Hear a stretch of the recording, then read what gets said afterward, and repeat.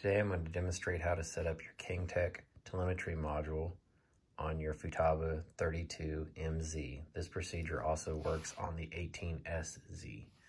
So you'll take your module and you want to plug this guy in. It's got two ports on one end. The bottom port goes to the GSU port on your ESU, which goes in the aircraft. The top port goes to your GSU. This isn't required after you've done the setup. It'll run without it, obviously. The other end, that port, goes to your S-Bus 2 port in your receiver. So first thing you'll want to do is make sure your radio is set up to accept this type of telemetry. So if you'll go into the linkage menu, go over a couple, get into your sensors. Make sure your sensor number 8 is set to JetCat version 10. And that's pretty much set, ready to go there. I also put some of my settings on my secondary screen. I like to keep up with my RPMs up there for startup and obviously fuel consumption and GPS for speed. So after you've done that, come back over here, turn the system on. You'll want to get into the GSU.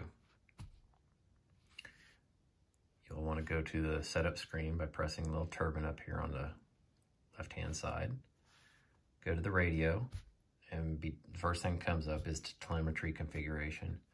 You'll want to press 2 to get into that, and Jetty is the default.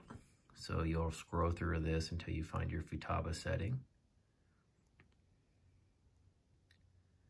And it is the futaba JC version 10. And we'll go next.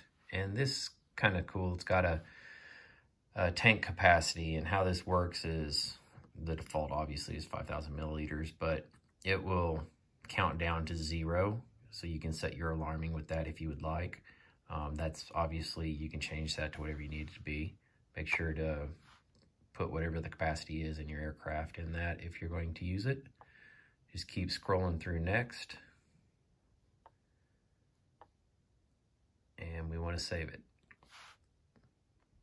So we save it, and we can go back to the home screen, I guess. And back over to the radio, as you can see, my telemetry is starting to show up over here instantly. And RPMs are working. If you want to see the rest of the telemetry stuff, you can go to the main screen here. There's 3 pages of them. Scroll through that. And that's pretty much it. That's how you set up the telemetry module for a kingtech G2 turbine.